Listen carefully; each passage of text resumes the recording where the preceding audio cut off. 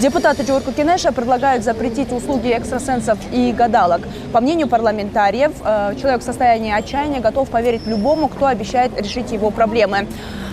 Поправки в соответствующий закон уже вынесены на сайте Джорку Кенеша для общественного обсуждения. Сегодня в качестве эксперимента мы с моим коллегой Душеном Шашимбековым притворимся семейной парой и обратимся за помощью к одной из гадалок, которая принимает желающих в одном из бутиков Орского рынка.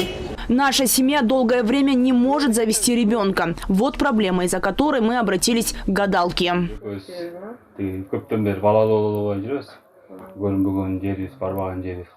Женщина встретила нас довольно тепло. Мы рассказали ей причину нашего обращения, после чего она сразу же принялась раскидывать камни для гадания. Далее мы услышали ее вердикт. У вас будет всего один ребенок, но для этого нужно получить хорошее комплексное лечение у медиков. И у нее, соответственно, тоже заявила ясновидящая.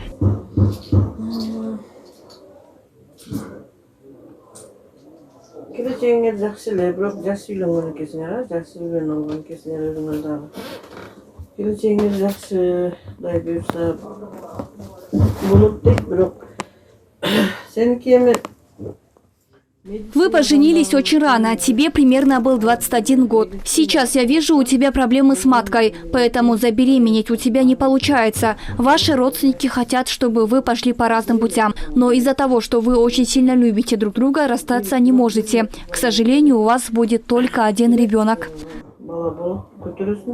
Далее женщина увидела даже, в какое время нашу семью ждет якобы пополнение.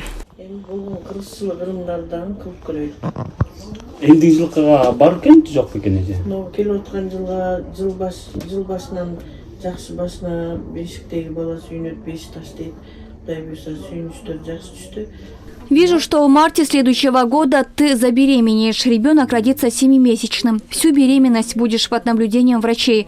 Но и я могу вам помочь. Для ритуала ты должна принести живую курицу, 2 рыб и 1 ткань. На рыбу я зачитаю молитву, с помощью которой твой организм сможет вынести плод. На то, что мои действия вам помогут, я уверена на 50%. Стоимость сеанса 200 сомов, а ритуала будет 4000 сомов. По итогу ясновидящая даже не догадалась, что мы не супружеская пара. Доверять людям, которые предоставляют оккультные услуги, не стоит даже на 10%, отмечает нардеп Марлен Маматалиев. По его словам, так называемые маги играют на чувствах людей, оказавшихся в тяжелом положении. Они искусные манипуляторы. Давайте честно признаемся, если надо будет, они найдут, сходят.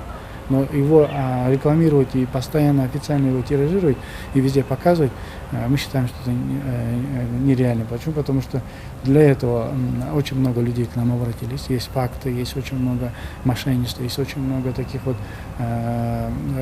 обратная сторона этого услуг, но на самом деле грабеж. Поэтому мы комплексно с этим боремся. Мы хотим все вот эти обманные, мошеннические, любые действия, которые происходят в нашей стране, мы хотим их пересечь. В силу развития современных технологий ясновидящие могут принимать клиентов и онлайн. Для этого многие из них просят перевести оплату на карту или электронный кошелек. Затем вы задаете свой вопрос и получаете на него подробный ответ. По словам Казы Чуйской области, мусульмане не должны посещать экстрасенсов. Это считается большим грехом.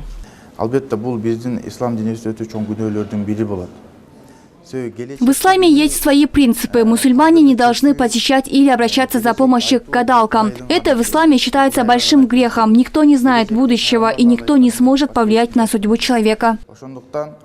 В действующей редакции закона о рекламе нет нормы, запрещающей рекламу оккультных и магических услуг. Также в Кыргызстане нет закона, который регулирует деятельность экстрасенсов. Новыми поправками предлагается запретить на радио, телевидении и в интернете рекламу шаманства, ворожбы, спиритизма, ясновидения, гадания, магии и других видов подобных услуг. Рахат Батырбекова, Меримбек Джусупекулу, ЛТР, Бишкек.